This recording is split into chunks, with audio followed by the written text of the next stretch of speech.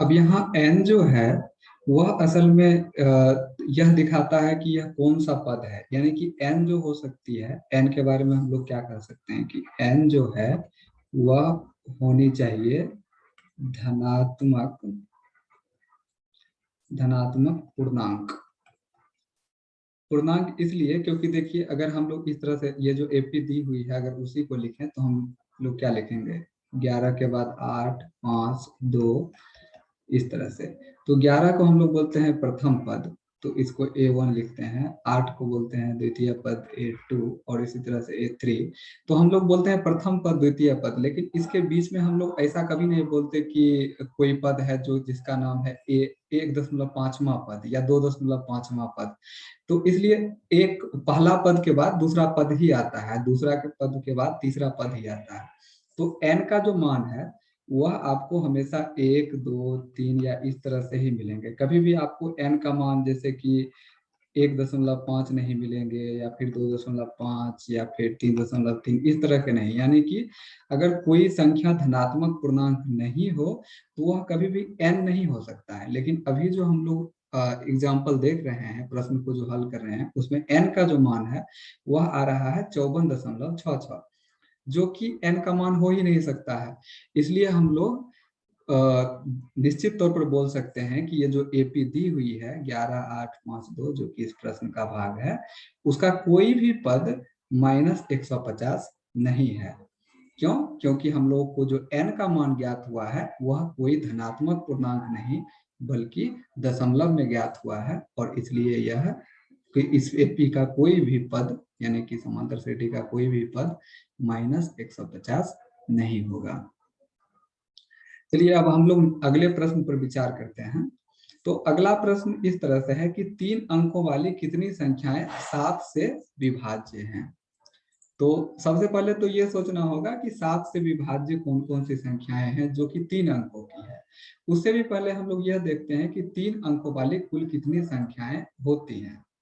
तो 3 अंक की सबसे छोटी संख्या जो होगी वह आपको 100 मिलेगी, और इसी तरह से आप बढ़ते चले जाएंगे और आपको जो 3 अंक की सबसे बड़ी संख्या मिलेगी वह आपको मिलेगी 999। अब देखिए कि इन 100 और 999 के बीच में कौन कौन सी ऐसी संख्याएं हैं जो कि 7 से विभाज्य हैं। वही संख्याएं होंगी जो 3 अंकों वाली भी होंगी और 7 से विभाज्य भी होंगी। तो उसको चेक करने के लिए कि इनके बीच में कुल मिलाकर कितने संख्याएं हैं जो कि 7 से विभाज्य हैं, हम लोग सबसे पहले 100 को ही 7 से विभाजित करने की कोशिश करते हैं। तो चलिए 100 को हम लोग 7 से भाग देते हैं और देखते हैं कि क्या आता है। हम लोग यहाँ पर देख रहे हैं कि जो रिमाइंडर है जिसको हम लोग शेष बोलते हैं वह 2 आ रहा है, यानी कि 100 जो है पूर्ण रूप से 7 से विभाज्य नहीं है। तो इसमें कौन सा से विभाज्य है, तो 2 घटा देते हैं क्योंकि शेष 2 रह गया था। तो अगर हम लोग 100 में 2 को घटा दें तो 98 जो है वह क्या होगा, 7 से विभाज्य होगा। लेकिन ये 2 अंकों की संख्या है, इसलिए हम लोग इसको अपनी समस्या जो यहाँ दी हुई है उसमें काउंट नहीं कर सकते। तो 98 के बाद जो मिलेगी संख्या जो कि 7 से भी विभाज्य हो, तो 98 में हम लोग 7 अगर आगे बढ़ जाए तो वो निश्चित तौर पर 7 विभाज्य होंगी, क्योंकि 98 तो 7 से विभाज्य है। तो 98 में 7 अगर हम लोग जोड़ दें तो हम लोग कहाँ पहुंचते हैं, 105 पर, जो कि 3 अंकों की संख्या है और सब 3 अंकों की सबसे छोटी संख्या है जो कि 7 से विभाज्य होगी। और उसके बाद जो नेक्स्ट, इसके बाद जो 105 के बाद जो 7 से विभाज्य होगी वह कितने दूर बाद मिलेगी, 105 में हम लोग 105 में 7 जोड़ देंगे तो इस तरह से हम लोग को मिलेगा 112, क्योंकि हम लोग 7 ऐड किए हैं तो 112 मिला। और 112 के बाद कौन सी संख्या होगी जो 7 से विभाज्य होगी, तो इसमें फिर से हम लोग क्या करेंगे, 7 को जोड़ देंगे तो ये हो जाएगा 119। तो इस तरह से हम लोग देखते हैं कि अगर साथ साथ हम लोग जोड़ते रहें तो जो संख्या मिलती रहेगी 105 के बाद वह 7 से विभाज्य ही होगा। इसी तरह हम लोग बढ़ते चले जाएंगे, लेकिन लास्ट संख्या है 999। तो हम लोग देखते हैं कि क्या 999 सही में 7 से विभाज्य है, पूर्ण तौर पर है या नहीं, ये चेक करते हैं। तो ये बच गया कितना, 29, और ये हो जाएगा 7 चौके 28, एक बचेगा और 19, फिर 7 को 2 बार लगाएंगे तो ये हो जाएगा 14, और हमारे पास बचेगा कितना, 5। अब 5 शेष रह गया, यानी कि 999 तो पूर्ण रूप से विभाजित नहीं होगा, लेकिन उसमें अगर 5 हम लोग घटा दें तो वो जो संख्या आएगी वह 7 से विभाज्य होगी। तो 999 में अगर हम लोग 5 घटा दें तो ये आएगा 994। आप देख सकते हैं कि 994 जो होता है वह 7 से विभाज्य है। तो इस तरह से हम लोगों को एक संख्या का समूह मिल गया जो कि 3 अंकों का है, जिसमें सबसे छोटी है 105 जो कि 7 से विभाज्य है, और सबसे बड़ी जो है वो 994 7 से विभाज्य है।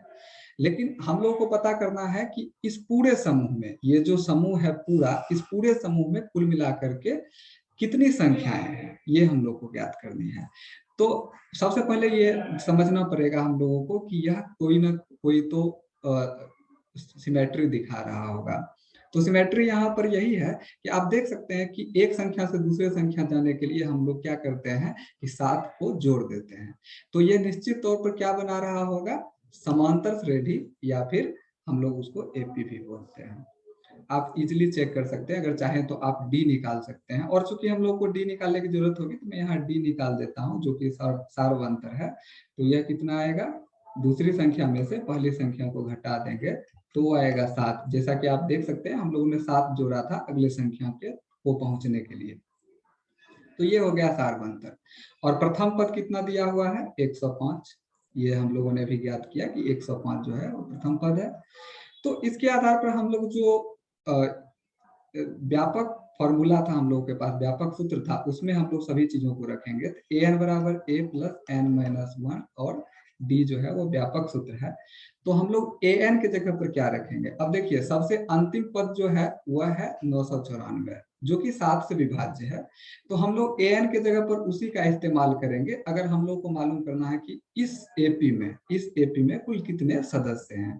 तो an के जगह पर हम लोग 994 रख देते हैं, और a के जगह पर हम लोग के पास 105 है, और n हम लोगों को निकालना है अभी, इसलिए n-1 छोड़ देते हैं, और d हम लोगों के पास जो है वह 7 है।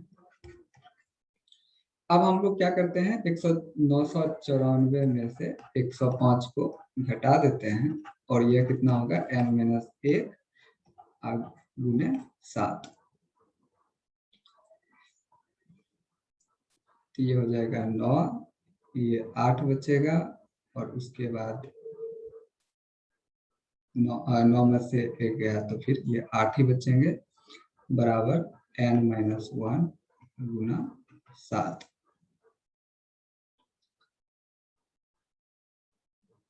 अब हम लोग क्या करेंगे कि तो यहां से हम लोग देखते हैं कि n-1 जो है वह 8, 8, 9 और उसको 7 से डिवाइड करने पर मिल जाएगा। तो 7 1 जा 7, इससे 7 को एक बार रहेंगे, इसको सिंपल डिवीजन हम लोगों को करना है। तो ये हो जाएगा 127। तो 127 बार में ये पूरा लग जाएगा। तो n-1 अगर 127 हो तो n यहाँ पर से हम लोग देख सकते हैं कि 128 होगा। यानी कि 3 अंकों की कुल संख्या जो कि 7 से विभाज्य हो, कितना आएगा, 128। बहुत आसान था ये। सबसे पहले हम लोगों ने क्या किया कि वैसे हम लोगों ने 3 अंकों की सारी संख्याएं लिख ली, जो कि यहाँ पर दिया है 3 अंकों की हम लोगों ने सारी संख्या लिख ली, और बाद में हम लोगों ने उससे फिल्टर कर लिया, यानी कि छांट लिया वैसे संख्याओं को जो कि 7 से विभाज्य हैं। तो ये हम लोगों को पता चला कि एक अरिथमेटिक प्रोग्रेशन या फिर समांतर श्रेणी बना रहा है। और उसके बाद हम लोगों ने समांतर श्रेणी के 90वें पद के व्यापक सूत्र की मदद से यह दिखा दिया कि 7 अंकों की कुल संख्या, 7 अंकों क्षमा करें, 3 अंकों की कुल संख्या जो कि 7 से विभाज्य हो, कुल मिलाकर कितनी थी, 128। और अब हम लोग देखेंगे 14 नंबर प्रश्न, जिसमें यह दिया गया है कि 10 और 250 के बीच में 4 के कितने गुणज हैं। तो सबसे पहले यह सोचना होगा कि संख्या कितनी दी हुई है, 10 और 250। 10 के बाद आएगा 11, 12 और इसी तरह से बढ़ते रहेंगे, और हम लोग को कहाँ तक पहुंचना है, 250।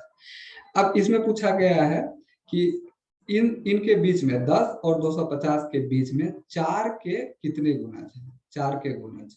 अब देखिए 4 के गुणज हम लोग कैसे लिख सकते हैं या सोच सकते हैं। आप देखिए जैसे कि 4 का अगर आप पहाड़ा ही पढ़ेंगे तो वो क्या आएगा, 4 4 दूनी 8, उसके बाद 12, 16, इसी तरह से 4 के और भी गुणज लिख सकते हैं। लेकिन हम लोगों को पता करना है 10 और 250 के बीच में कितने हैं। अब देखिए 10 तो है नहीं 4 का गुणज और ना ही 11 है, तो सबसे पहला जो है 4 का गुणज वो है 12। तो इसलिए हम लोग 4 के जो गुणज हैं, 4 के गुणज जिन संख्याओं के बीच में बोला गया था उनके बीच में पहला जो मिला वो है 12। 12 के बाद भी 13, 14, 15 आएंगे, लेकिन वो तो 4 के गुणज होंगे नहीं। उसके बाद क्या मिलेगा 16, 16 4 के गुणज हैं। लेकिन आप यहाँ पर पैटर्न देख सकते हैं, 12 से 16 जाने के लिए हम लोगों ने क्या किया था, 4 जोड़ दिया। उसी तरह से अगर हम लोगों को 16 के बाद आगे पता करना हो कि 4 का गुणज क्या है, तो वो 20 आएगा, क्योंकि उसमें भी हम लोग 4 जोड़ देते हैं पिछले वाले में। और इसी तरह से हम लोग कहाँ तक सर्च करेंगे, खोजते रहेंगे 250 तक। लेकिन सोचिए कि क्या 250 4 से भाग लग जाता है, इसको सोचना होगा। तो ये हो जाएगा 24, एक बचेगा यहाँ पर और 0, तो 4 दूनी 8, और यहाँ पर हमारे पास फिर भी शेष रह जाता है 2। यानी कि 250 तो नहीं लगेगा पूर्ण रूप से भाग, लेकिन 250 में अगर शेष वाली 2 को घटा दें तो 248 आता है, और हम लोग देखते हैं कि 248 जो है वह 4 से भाग लग जाता है, यानी कि यह 4 का गुणज है। तो सबसे छोटी 12 और सबसे बड़ा 248, इन दोनों के बीच में हम लोग जो देख रहे हैं जितनी भी संख्याएं आएगी वह किसको फॉलो करती हैं, समांतर श्रेणी का। और मैं चाहता हूं कि आप इसको अच्छी तरह से समझ लें कि यह समांतर श्रेणी में क्यों है। आप डी को निकालें, यानी सार्वंतर को निकालें 2-3 तरीके से, और देखें कि सभी जगह सार्वंतर क्या समान है। अगर है तो सचमुच ये एपी को बना रहा है।